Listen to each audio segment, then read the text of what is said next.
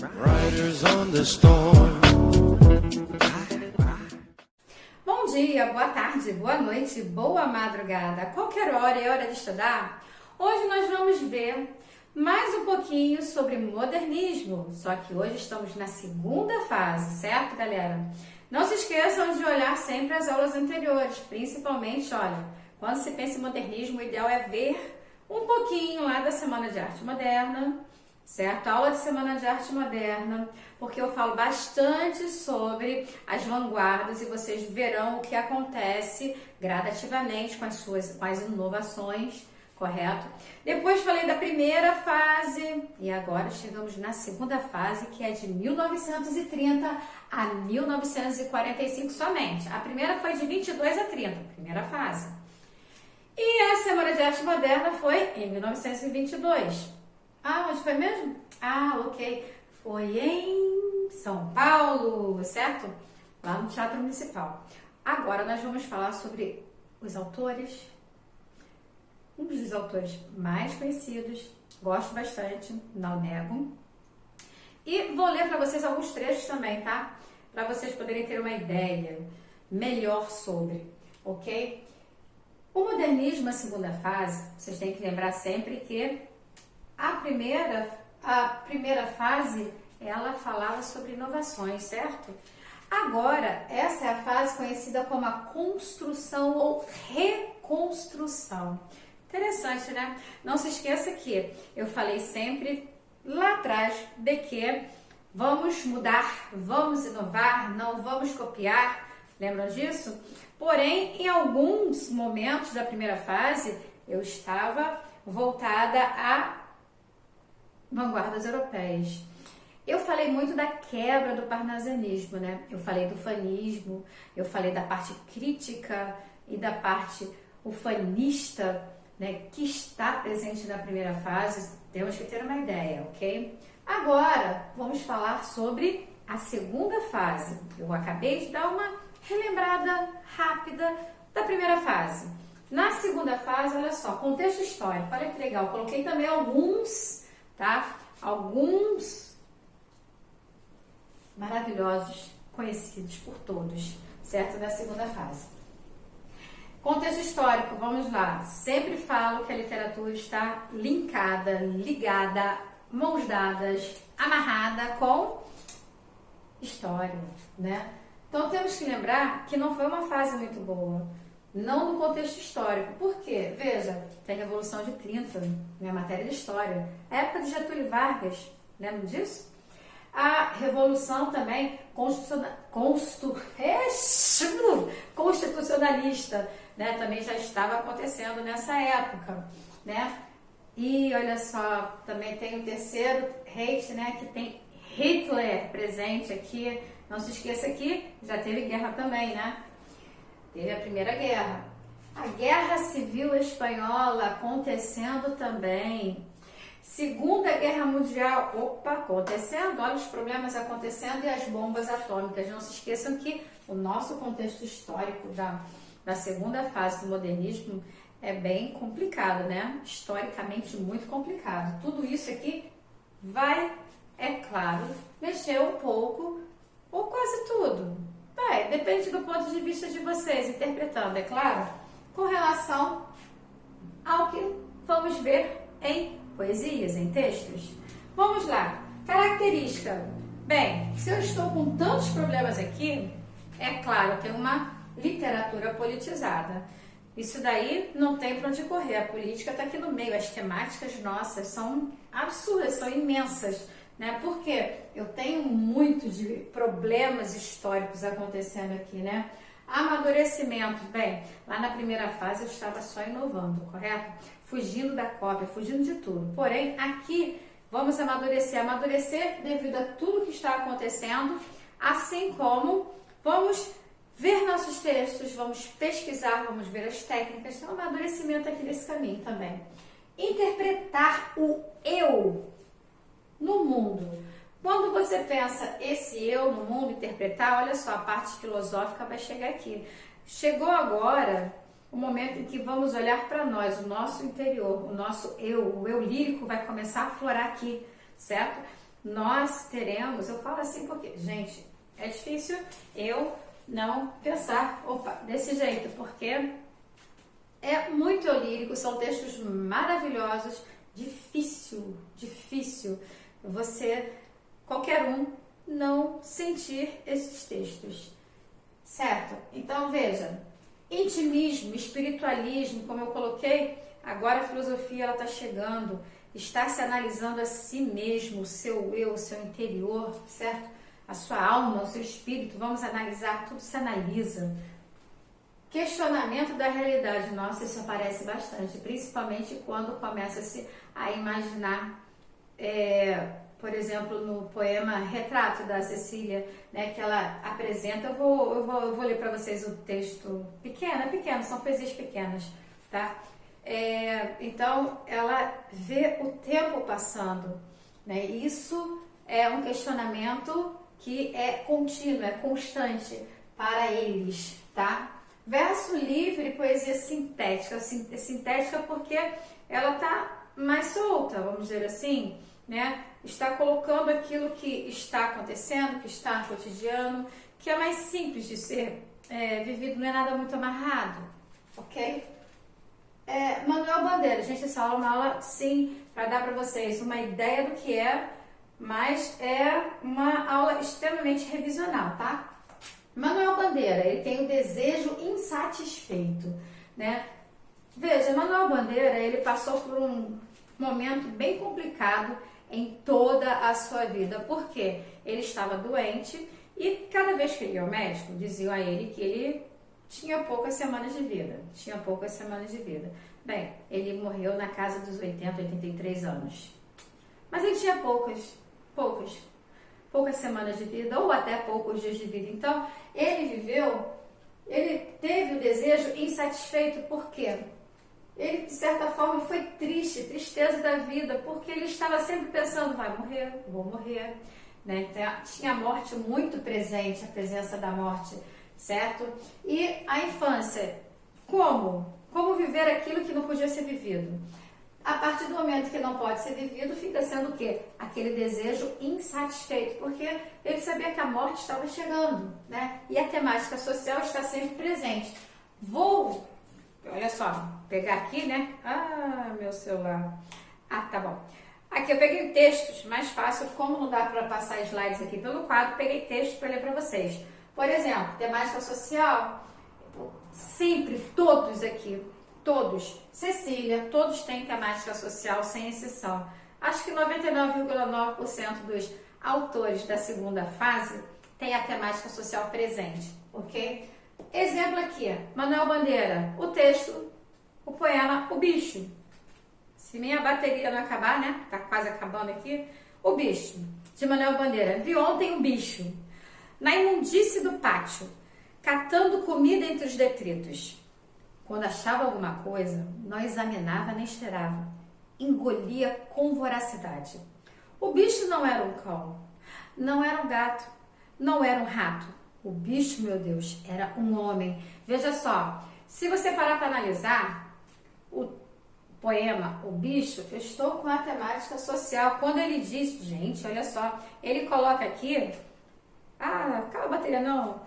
Ele diz que viu um bicho, e esse bicho estava no pátio, na imundície do pátio, ou seja, o local está imundo.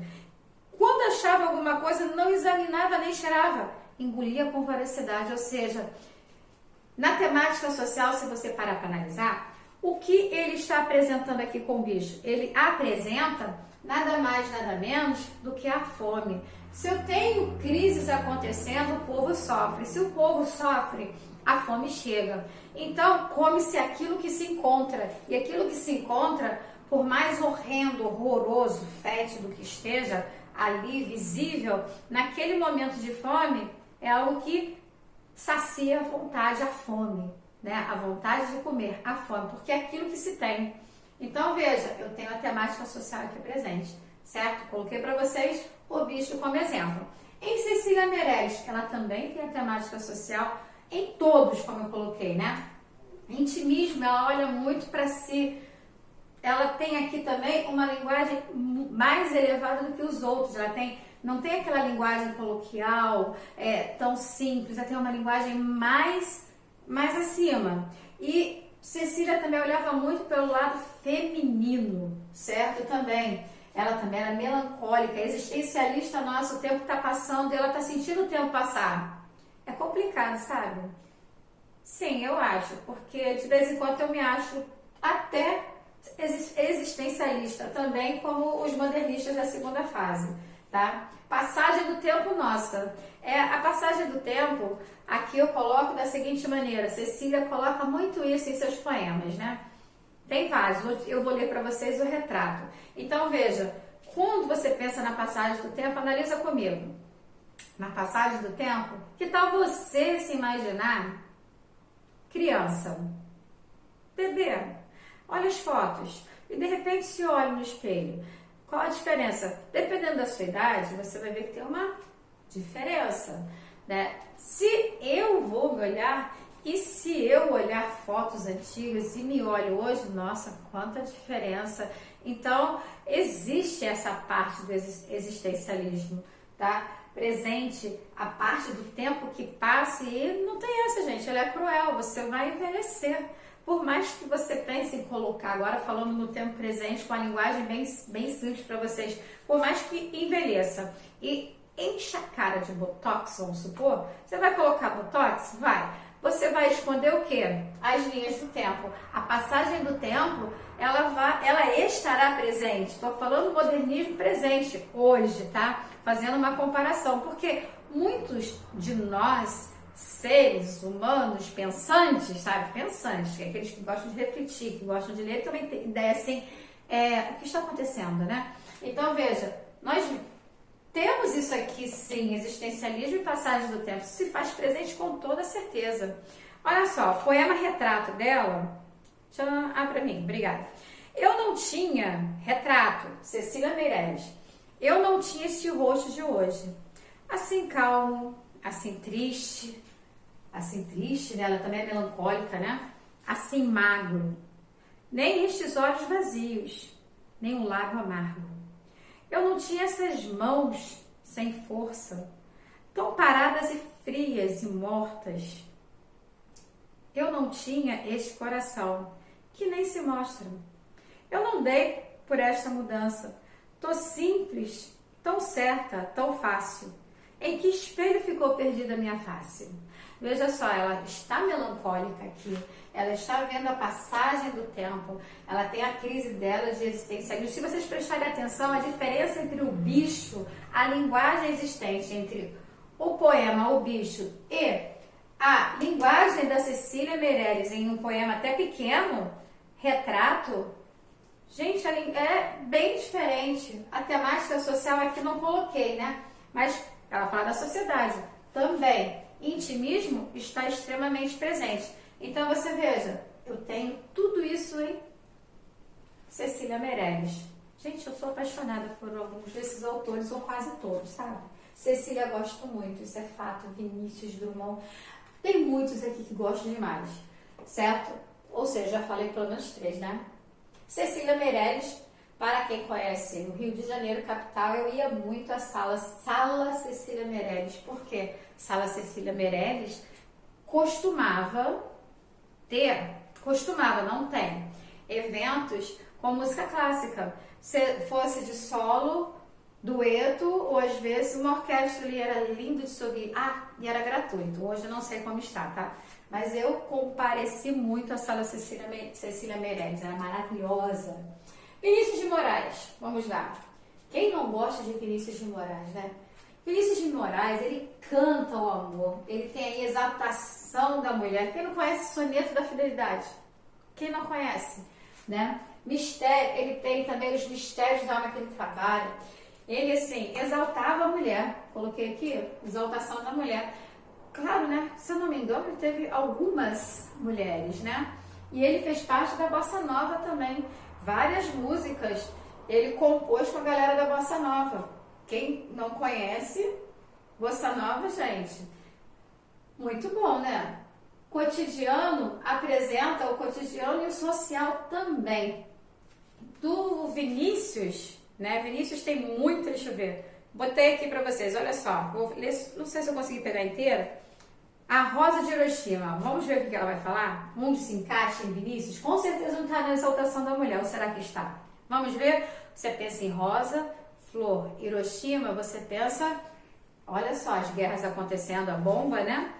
Olha lá, pense nas crianças, mudas telepáticas, pense nas meninas, cegas inexatas, pensem nas mulheres, rotas alteradas, pensem nas feridas, como rosas cálidas, mas ó, não se esqueçam da rosa, da rosa, da rosa de Hiroshima, a rosa hereditária, a rosa radioativa, estúpida e inválida, a rosa com cirrose, a anti-rosa atômica, sem cor, sem perfume, sem rosa, sem nada. Olha só qual o momento histórico aqui. Tem as bombas atômicas, né? Você deve lembrar de Hiroshima, Nagasaki, e ele aqui, seu mestre, né? Ele, bombas atômicas. Olha meu contexto histórico aqui e onde eu estou. Segunda fase, 30 a 45. Ele escreve muito, né? Ah, tem mais? Deixa eu ver. Soneto da Fidelidade. Deixa eu ver se eu baixei aqui pra mim.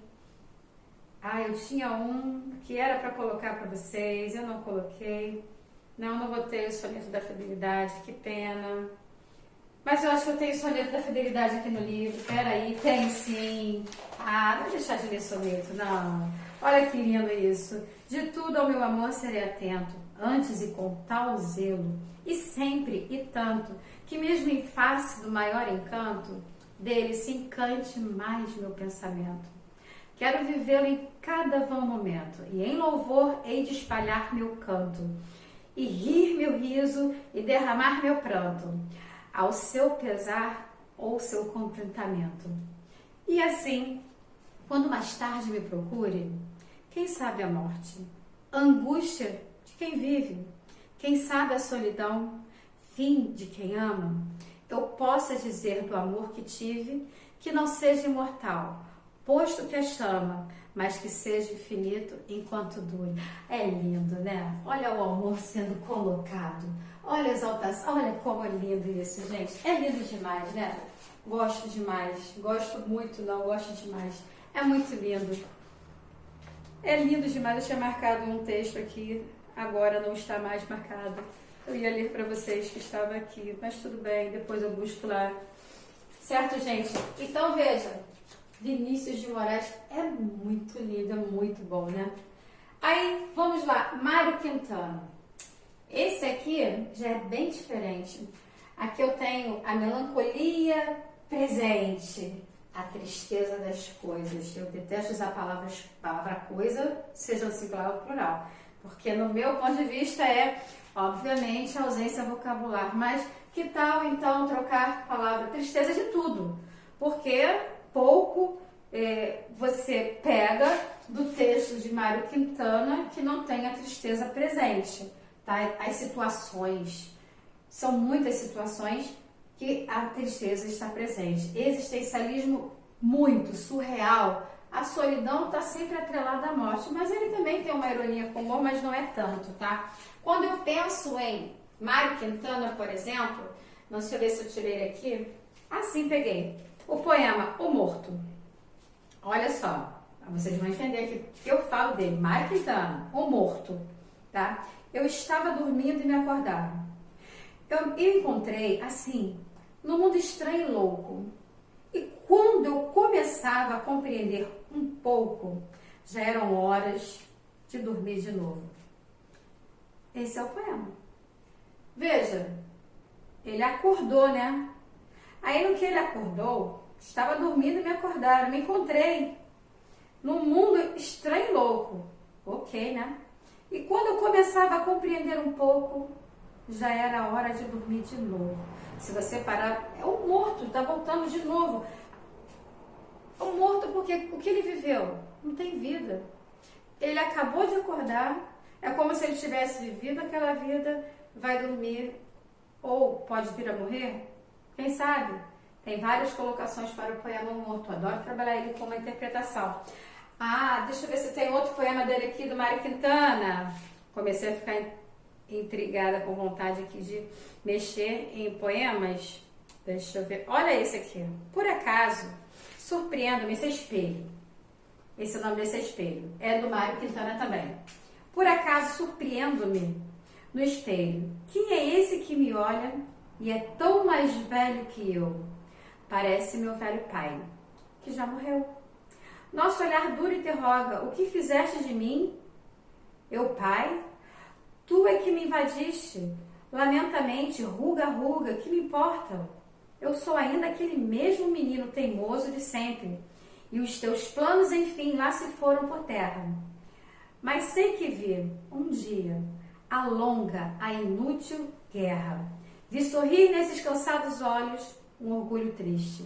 Veja, ele falou da guerra, ele fala do pai, ele se vê como pai, ele vê aqui, olha só, eu estou onde?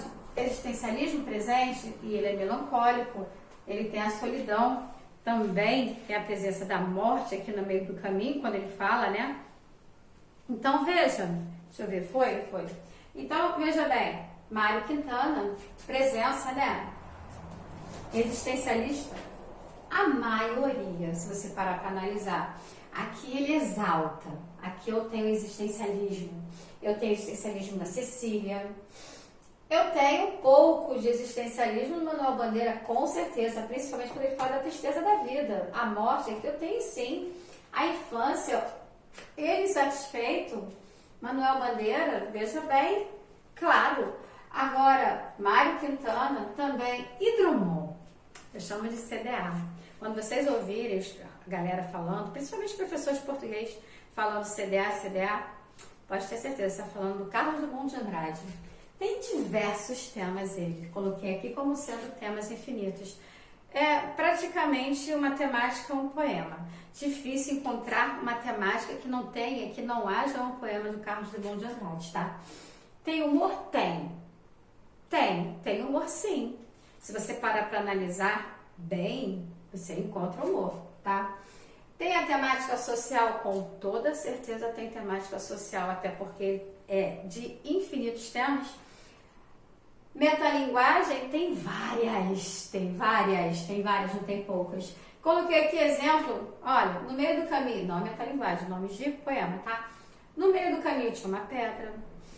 E agora José, ou somente José, tá? Tem quadrilha, 7 faces, que eu gosto bastante. Você não conhece nenhum? Claro que conhece, deixa eu ver se acha aqui algum. Ó, achei, até rimei sem querer, tô entrando aqui literalmente no mundo da poesia, né? Olha só, no meio do caminho tinha uma pedra. No meio do caminho tinha uma pedra. Tinha uma pedra no meio do caminho. Tinha uma pedra. No meio do caminho tinha uma pedra.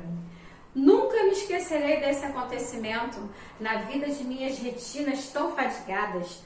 Nunca me esquecerei que no meio do caminho tinha uma pedra. Tinha uma pedra no meio do caminho. No meio do caminho tinha uma pedra. Se você parar para analisar bem, olha só. Aqui você tem os obstáculos, as dificuldades existentes na vida, né? Aquilo que está no meio do caminho, a metalinguagem, olha só, a minha brincadeira aqui, na brincadeira do CDA, veja só, o que eu tenho? Tem a presença do quiage no meio do caminho, tinha uma pedra no meio do caminho, faz uma inversão, tem o quiasmo, né? Figuras de linguagem também. Então veja, eu tenho sim metalinguagem e eu tenho essa pedra como obstáculo, algo que está ali na minha frente me atrapalhando. Então ele vai falando isso gradativamente, certo? Aí, vamos lá. Eu falei José. E agora, José? Olha que interessante. E agora, não vou ler tudo, tá? E agora, José? A festa acabou, a luz apagou, o povo sumiu, a noite esfriou. E agora, José? E agora você? Você que é sem nome, que zomba dos outros, você que faz versos, que ama, protesta? E agora, José? Está sem mulher? Está sem discurso? Está sem carinho? Apagou. Já não pode beber? Já não pode fumar? Cuspir já não pode? A noite esfriou? Veja só. Ele tem a temática social, sim. Ele tem um certo humor, porque ele está falando desse que vai para a noite, né? Vai para as festas, né? Então, veja, pode fazer até uma correlação com a juventude que vai sair, que vai para a festa e que algo acontece, quando manda do "e agora, José", a festa acabou, a luz apagou, o povo sumiu, a noite esfriou, e agora, José, e agora você? Você que é sem nome, que zomba dos outros, você que faz versos, que ama, protesta, e agora, José? Pois é, né? Tá vendo? Tem essa também. Deixa eu ver se eu consegui pegar outra aqui. Eu separei, tá? Eu acho que eu esqueci de separar uma para vocês. 7 faces. Olha só. Quando nascer um anjo torto, desses que vivem na sombra, disse: vai, Carlos, ser ghost na vida. Então veja, nesse trecho de 7 faces, é um poema maravilhoso para uma prova e cai também algumas vezes, porque você tem que lembrar que CDA, Carlos Drummond de Andrade, ele é multifacetado. Dentro desse poema de 7 faces, você tem que descobrir as faces do poema. É maravilhoso, ele brinca com você. Poxa, eu esqueci de pegar quadrilha para vocês. Deixa eu ver se eu acho aqui o poema Quadrilha. Porque quadrilha é maravilhoso, não é pouco não. O poema Quadrilha, opa, acho que eu achei. Poema Quadrilha, abre pra mim. Bora, celular. Olha só, nessa hora a tecnologia é boa, né? Poema Quadrilha, eu quero lê-lo. Olha que interessante, já botei isso em prova também algumas vezes. João amava Teresa. É esse mesmo, poema Quadrilha. Ah, será que tem humor? Vamos ver. João amava Teresa, que amava Raimundo, que amava Maria, que amava João, que amava Lili, que não amava ninguém. João foi para os Estados Unidos, Teresa para o convento. Raimundo morreu de desastre. Maria ficou para tio. Joaquim suicidou-se e Lili casou com J. Pinto Fernandes, que não tinha entrado na história. Aí vamos lá, galera, nessa interpretação, né? Em Quadrilha, de Carlos Drummond de Andrade. Se você parar para analisar Quadrilha, vamos lá. Várias pessoas aqui se amavam, né? Vamos lá. João amava Teresa, que amava Raimundo. Tá. Que amava Maria, que amava Joaquim, que amava Lili. Aí ele coloca aqui que a Lili não amava ninguém. Mas a Lili foi a única que casou, vocês prestaram atenção? A Lili foi a única que casou. E ela casou com uma pessoa que se chama J. Pinto Fernandes. Quem será que é esse J? Será que é o João? João amava a Teresa, que amava Raimundo, que amava Maria, que amava Joaquim, que amava Lili, que não amava ninguém. João foi para os Estados Unidos. Teresa foi para o convento. Raimundo morreu de desastre. Maria ficou para a tia. Joaquim suicidou-se. E casou com J. Pinto Fernandes. Será que é o tal do José? Do agora José? Olha só, você pode ficar imaginando, gente. Aqui tem várias ideias para você imaginar. Tá vendo? Isso aqui. Isso nada mais é do que Carlos Drummond de Andrade. Maravilhoso, né? Gosto muito. Não gosto pouco, não. Carlos Drummond, gosto muito. Eu adoro mais ainda viajar na literatura. Acho delicioso. Quanto mais eu viajo, mais eu saio desse mundo, mais eu imagino tudo. Olha, não é difícil fazer interpretações. Acho maravilhoso e muito presente também. Meu ponto de vista, tá? Acho muito presente. Isso é modernismo, segunda fase, 45, de 30 a 45, tá? Eu acho isso aqui extremamente presente em pleno século XXI. Excelentes textos, não acham? Gente, espero que vocês tenham gostado. Eu gostei muito, adoro dar aula de modernismo, segunda fase. Gosto muito mesmo. Até a próxima.